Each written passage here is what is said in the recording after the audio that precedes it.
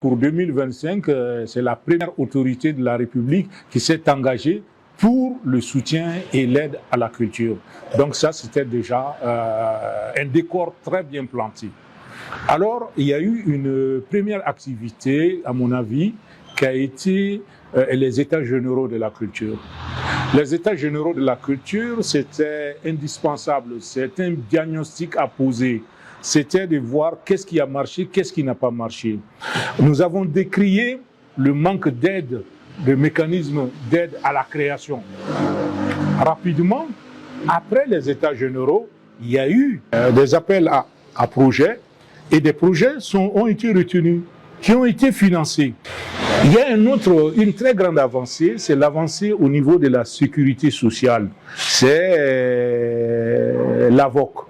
Mais encore une fois, l'AVOC, pour moi, doit être accompagné par la certification et la professionnalisation des métiers de la culture.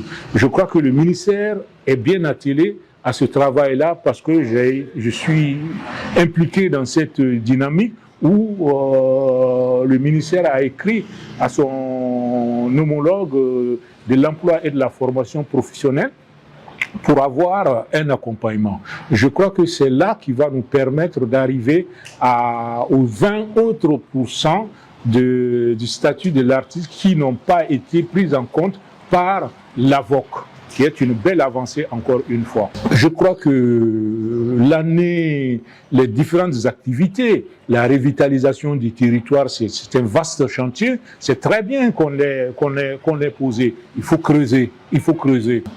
Le principe de rebaptiser des espaces, etc., ça c'est une très très bonne chose parce que ça nous permet à ce moment-là de nous ancrer dans notre culture. C'est vrai que nous avons des héros qu'il faut vraiment faire connaître, qu'il faut amener dans la dynamique de la souveraineté les Maliens à comprendre, à connaître leur propre histoire. Et un grand programme comme ça, les différents espaces qui viennent d'être créés sont vraiment la figure vraiment de proue de cette politique-là. C'est dire que nous avons apprécié aussi le concept parrain et marraine du mois. Une très très belle initiative.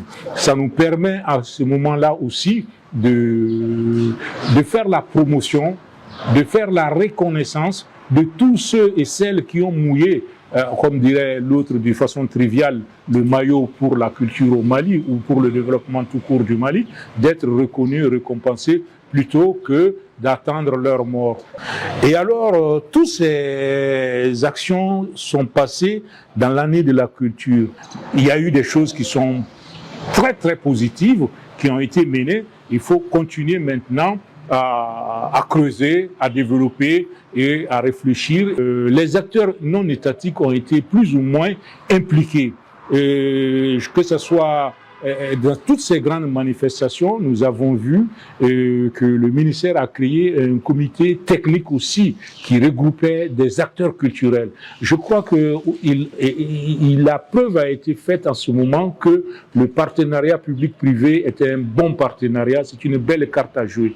Et aussi, il saluait la vision du ministre en sa personne qui, quelque part, reste ce chef d'orchestre qui a envie de faire en sorte que les uns et les autres puissent apporter leur contribution pour que nous puissions arriver à un bon rayonnement de la culture. Je crois que l'année s'est finie sur beaucoup d'espoir. Il y a eu beaucoup de graines qui ont été sémées et j'espère et je suis convaincu que ça va germer.